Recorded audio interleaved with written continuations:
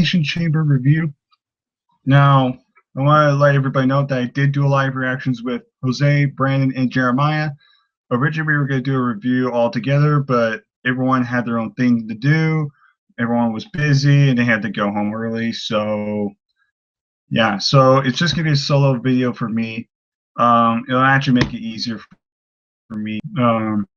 So we're going to go ahead and get started. First match was New Day defeated Lucha Dragons, Tyson Kidd, Cesaro, the Primetime Players, the Insurgent, and Los Matadors in a first ever tag team elimination chamber match for the tag titles.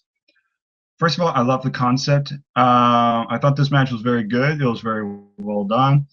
I'm glad they used the Ascension a lot better. I thought they were going to do got the most eliminations, if I'm not mistaken, with 2 by defeating the Lucha Dragons and Los Matadors, so he made them look strong. Like I said, I like the fact how they utilize these tag teams and all of them. I think one of the biggest gripes I had was all 3 members of the New Day be in there. I think it was kind of unnecessary. I think they should have just done 2 of them.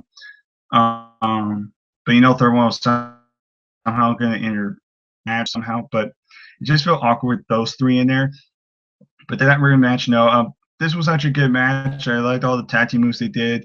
Like Kalisto going on top of the Elimination Chamber and then dropping down was kind of cool. Kind of similar to what John Morrison did back a few years ago in 2011, which I saw live. So, like I said, this was a good match. A lot of high flying in there, a lot of great tag team work in there. And it was just good to see that the Chamber finally got utilized in this tag team division. The tag team division is getting up there now. So, I've got to applaud WWE for that. So great job for making the tag team division seem more legit. Next match was Nikki Bella defeated Paige and Naomi in a triple threat match. Honestly, wasn't really anything special. I kind of wish they did a little bit more into this match, but I'm not gonna say it was garbage, but it could have been way worse. But it could have been way better. Major. It could have been improved. I don't know where they're gonna go with this match, honestly, so we'll just skip that. Next, I believe a lot of people will agree would be the match of the night is Kevin Owens versus John Cena. As you can tell, holy crap, I'm itching really bad. As you can tell, I'm wearing the Kevin Owens KO shirt I got at Mania. Awesome match. A great match. I knew this match was going to be good, but what they did was a pay-per-view quality match right here. It was almost a 20-minute match. You made both guys look incredible. You made John Cena still look like the Super Cena, but you made Kevin Owens look good by having a brawling but wrestling technique to him.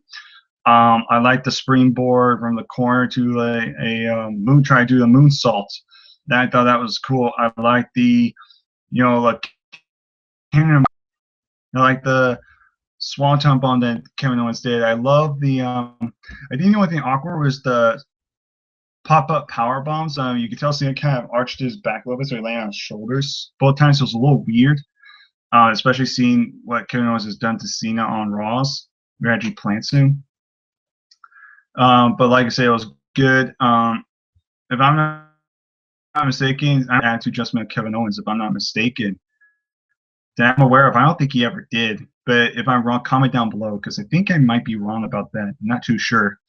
Like I said, this was a great match. They performed very well. There was a lot of stiff clotheslines you could see from the slow-mos from John Cena hitting Kevin Owens in the head and spinning him around. I like that. I really did. It turned from a brawl to a good, really great wrestling match. Of course, Kevin Owens did the attitude adjustment, which looked really, really cool. It wasn't more like I'm just gonna drop you. It was like I'm gonna kind of lift you and then slam you as a whole. It was cool. It kicks out of that, hits the second pop-up power bomb. 1, 2, 3. As soon as I heard the 3 count, I went absolutely ape shit. If you don't believe me, you can watch the reaction when I get them up. I would say either tomorrow or Tuesday. When you see that video, yeah, I go ape shit over that. I was so happy. It felt like when Sting came back in Survivor Series, I was that happy. So, like I said, it was a great match. I'm just so glad they gave it to Kevin Owens because now they're having a rematch at Money in the Bank between Cena and Kevin Owens. Now a lot of people are already going to assume in the back of your mind, well, since that Kevin Owens lost, since that Kevin Owens won today, it's obviously Kevin Owens is going to lose next month, and then they might have a match at Battleground, so I think as a deciding factor or something. If Cena wins, I won't complain because at least Kevin Owens won tonight. That's what matters. If John Cena wins, I can understand why. But if Kevin Owens does win, I'll be happy. But that just depends on what they do with this direction. I would personally like to see Kevin Owens in Money in the Bank ladder match. More than anything, right? I want to see this rematch, but it just scares me because I know Owens will lose this time. Next was Neville defeating Bo Dallas. It was a decent match. It wasn't really anything special either. Neville just beat Bo Dallas, and that was about it. Next, this was actually shocking. Ryback defeated Sheamus, R-Truth, King Barrett, Dolph Ziggler, and the replacement for Rusev, because Rusev got injured, was Mark Henry. I'm kind of glad they went this route. Ryback finally winning his singles championship. Everybody was already debating that Sheamus was going to win. A lot of people were actually speculating, rumoring that was supposed to be Sheamus, so I picked Sheamus just because of the rumors. Ziggler or King Barrett, but no one really expected Mark Henry or R-Truth. But my question is, if Rusev didn't get replaced, do you think Rusev would have won the championship? It's my question. Do you think Ryback would have still been champion if Rusev wasn't injured? That's my question. But for what it was, I'm glad Ryback's champion. Now they can finally utilize him and see what they can do with him. And finally say, hey, he's finally a champion now. So, again, for the chamber match, it was decent at best. I think the crowd didn't get into it that much. The tag team, I think, was better, but this one in general, as the chamber itself, it was not bad.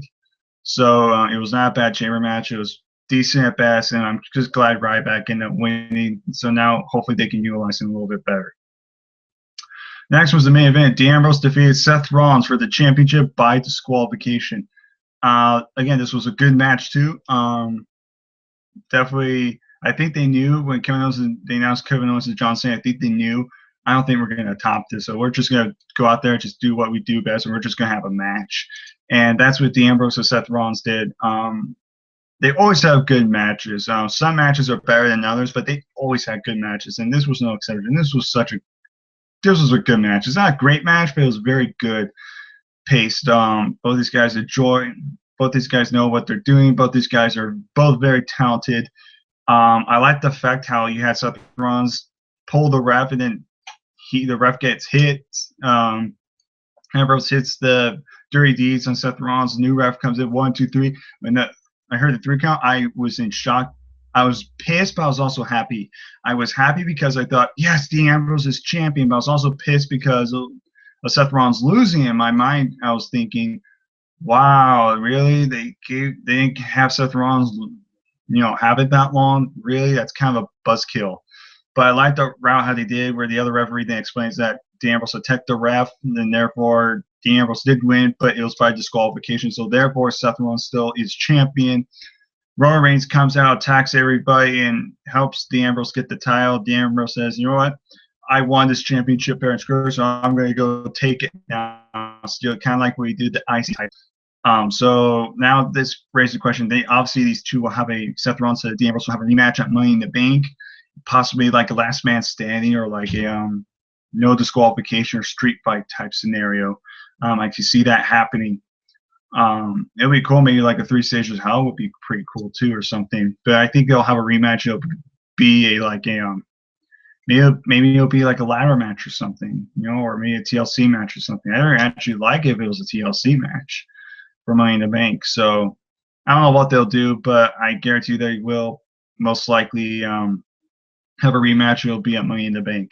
So overall, as a prize up, it was a very good product. For something that wasn't really a pay-per-view, it was more of a network thing. They did a very good job. So I'm kind of happy I'm happy that this was a good product. It was one of the better Elimination Chamber wrestling events I've seen in a while. Like I said, there was rarely any negatives in this thing. Maybe I think things that were just meh, but overall most of it was pretty damn good. So thank you WWE for doing that, and we'll see what you could do for an actual pay-per-view event, which will be Money in the Bank, and let's hopefully you can do better on Money in the Bank. So that's pretty much it. Hope you guys enjoy this video, and don't forget live reactions will be uploaded, I would say, by tomorrow or Tuesday. And yeah, so that's pretty much it. I hope you guys enjoy this video, and I'll see you guys next time.